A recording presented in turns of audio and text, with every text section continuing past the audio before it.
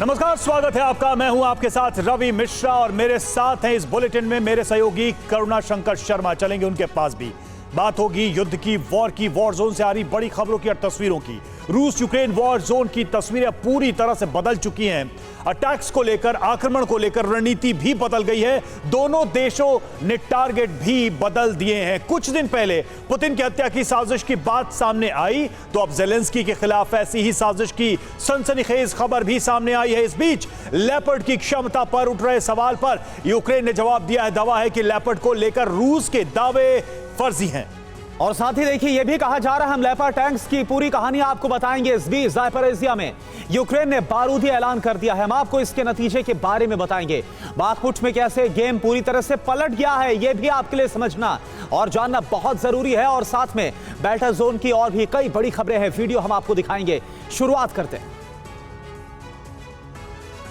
और ज़ापोरिज़िया में 30 घंटे से आर पार की जंग चल रही है। दोनों तरफ से ताबड़तोड़ हमले हो रहे हैं। रूस का दावा, यूक्रेन के कई टैंक तबाह। जर्मनी से मिले 3 लेपर्ड टैंक भी बर्बाद हो चुके। यूक्रेन ने कहा कि कई मोर्चों पर रूस पीछे हटा है, यह दावा किया जा रहा है। तो एक तरफ रूस का दावा कि यूक्रेन के कई सारे टैंक्स को तबाह किया है, वहीं दूसरी तरफ यूक्रेन यह कह रहा है कि कई ऐसे मोर्चे हैं जहां से रूस पीछे हटा है, रूस को पांव पीछे खींचने पड़े हैं।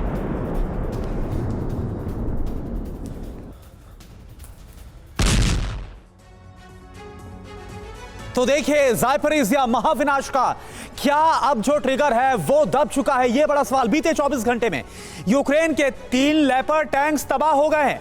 रूस का दावा यह है कि 4 दिन में यूक्रेन के 30 टैंक्स तबाह कर दिए गए।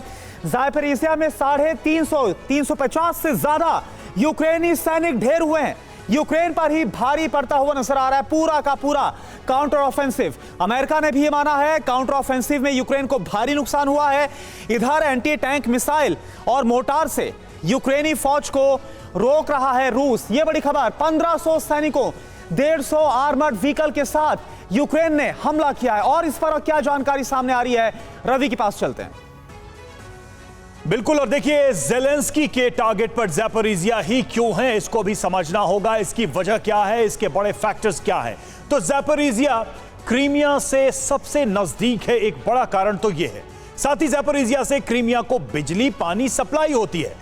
मिशन क्रीमिया के लिए ज़ापोरिज़िया यूक्रेन का पहला टारगेट है और ज़ापोरिज़िया पर पूरी तरह कब्जा हुआ तो क्रीमिया की राह भी आसान हो जाएगी। ज़ापोरिज़िया के ज्यादातर इलाकों पर अभी रूस का कब्जा है, रूस का नियंत्रण है। इसीलिए यूक्रेन चाहता है कि ज़ापोरिज़िया पर उसका नियंत्रण हो जाए। और देखिए इस वक्त हमारे साथ हमारे कुछ मेहमान भी जुड़े हुए हैं। हमारे साथ है major general SB Asthana, defence expert के तौर पर। अस्थाना सर, बहुत सिंपल सवाल है, क्या मिल जाएगा ज़ापोरिज़िया अगर यूक्रेन के कंट्रोल में आया तो? देखिए ज़ापोरिज़िया यूक्रेन के लिए बहुत ही इंपॉर्टेंट है। जैसा कि आपने बताया, सबसे पहले ज़ापोरिज़िया की लोकेशन। और ज़ापोरिज़िया इस समय काफ़ी ज़ापोरिज़िया रूस के कब्जे में है और काफ़ी हिस्सा यूक्रेन के कब्जे में है।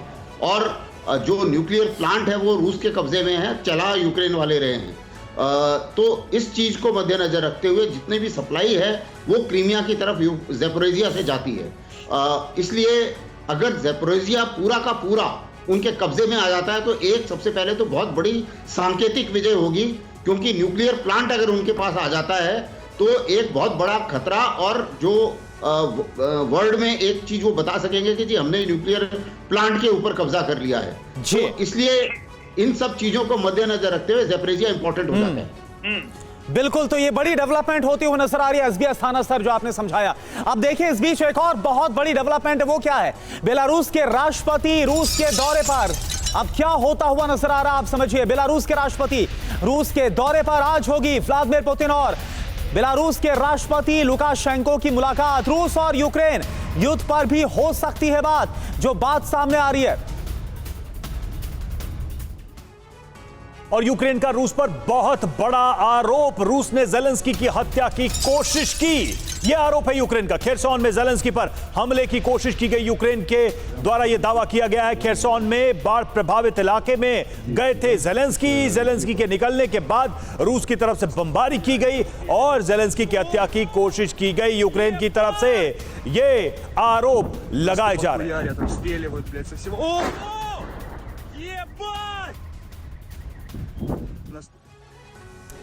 तो जेलेंस्की खेरसोन के जिस इलाके में गए थे वहीं रूस ने बम बरसाए। हम जल्दी से बिग वॉल के जरिए आपको समझाते हैं कि दरअसल हुआ क्या और यूक्रेन का जो दावा है उसके पीछे की कहानी क्या है। जेलेंस्की की हत्या की कोशिश, यह आरोप है यूक्रेन का।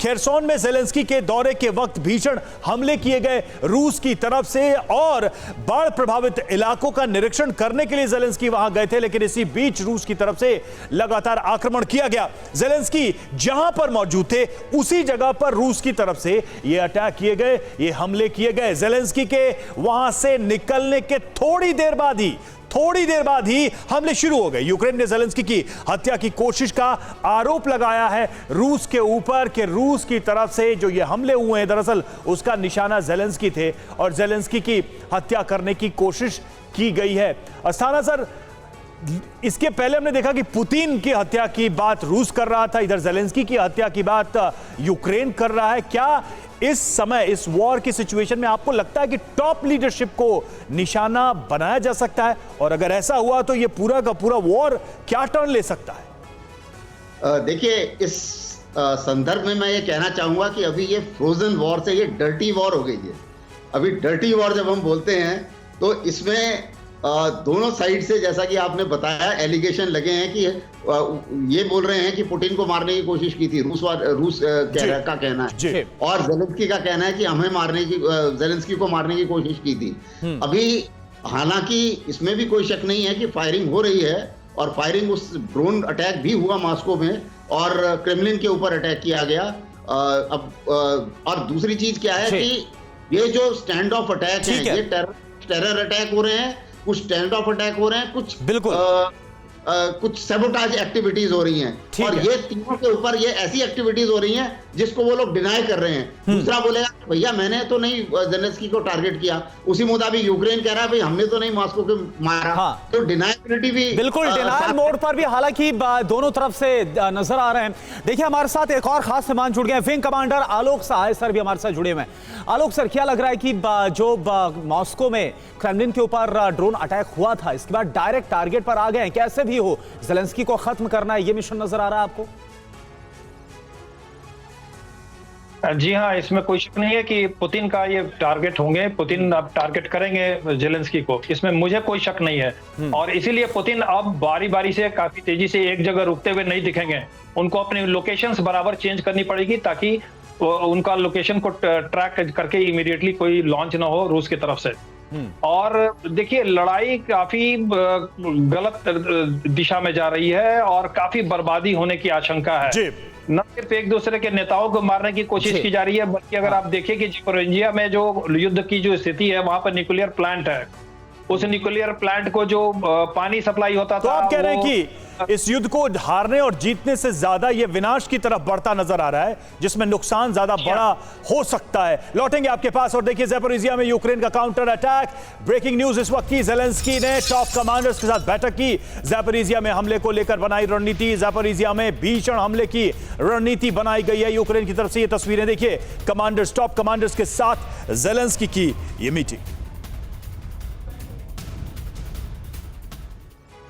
और वहीं खैरसों की बात की जाए तो खैरसों में लगातार हालात बहुत खराब हो रहे हैं। यहां पर 60,000 से ज्यादा लोगों का रेस्क्यू किया गया, भारी तादाद में मछलियों की मौत हुई है, गंभीर बीमारियों का खतरा काफी बढ़ गया। ये तस्वीर आप देखिए, चारों तरफ आपको पानी से भरे हुए इलाके नजर आ रहे हैं, क्योंकि जब से डैम में विस्फोट हुआ और उसके बाद जिस तरह से काखुफका डैम से फिर जो पानी निकला है, इसके बाद बहुत बड़ा इलाका है यूक्रेन का जो किस तरह से जल में समा चुका है। हालात बहुत ही गंभीर।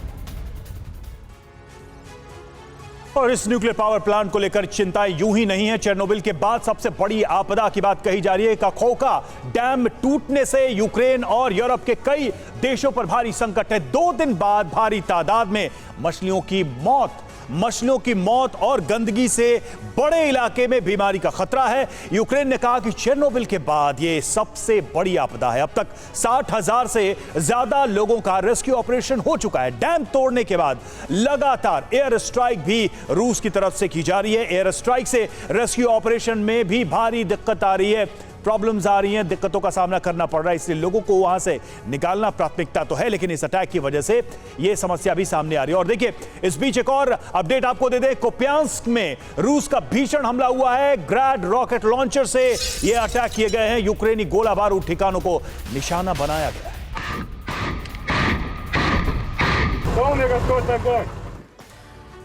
और देखिए, एक और बड़ी खबर यूक्रेन को मदद को लेकर है। और भी मदद भेजेगा अमेरिका। $2 बिलियन की और अतिरिक्त मदद भेजी जाएगी अमेरिका की तरफ से। अमेरिका नए पैकेज में कई घातक हथियारों को भी भेजेगा, जिसे शामिल किया गया है। काउंटर ऑफेंसिव के लिए देगा ये नए घातक हथियार, क्योंकि इस वक्त यूक्रेन बड़े काउंटर ऑफेंसिव के मिशन में लगा हुआ है। और लेपर्ड टैंक की तबाह होने पर यूक्रेन का बड़ा दावा। लेपर्ड टैंक उड़ाने का रूसी दावा गलत है, ये यूक्रेन ने कहा है। रूस ने जारी किया था लेपर्ड टैंक उड़ाने का वीडियो, जिसको खारिज किया है यूक्रेन।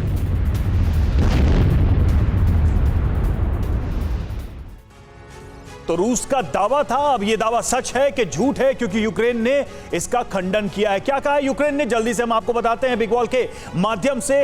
रूस का दावा सच या झूठ? तो यूक्रेन ने कहा है कि रूस की तरफ से लेपर्ड टैंक उड़ाने का जो दावा है वो दरअसल झूठा है। रूस ने एक वीडियो जारी किया था। रूस ने जो वीडियो जारी किया वो लेपर्ड उड़ाने का नहीं, ये कहना है यूक्रेन का। और रूस ने ट्रैक्टर उड़ाने का वीडियो जारी किया था, ये यूक्रेन की तरफ से दावा किया गया है। और KA-52 हेलीकॉप्टर से रूस ने ट्रैक्टर पर मिसाइलें दागी थी, ये यूक्रेन ने कहा है। रूस ने 2 दिन पहले लेपर्ड टैंक उड़ाने का एक वीडियो जारी किया था और लेपर्ड टैंक की जो क्षमता है उस पर भी सवाल उठाए थे। रूस ने दावा किया था कि उसने यूक्रेन के 8 लेपर्ड टैंक उड़ा दिए, और इस दावे के आधार पर लेपर्ड टैंक को लेकर भी सवाल उठ रहे थे। तो ये सारी बातें कही गई रूस की तरफ से, जिसका खंडन अब यूक्रेन ने किया है।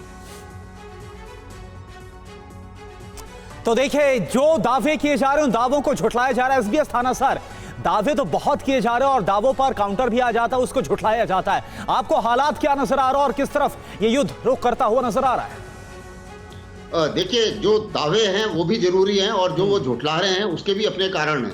दावा का की जहां तक बात है, जाहिर है कि अगर लेपर्ड टैंक इस्तेमाल होंगे तो हताहत भी होंगे, और अगर उनके ऊपर अटैक होगा तो लेपर्ड टैंक बर्बाद भी होंगे, इसमें कोई शक नहीं है।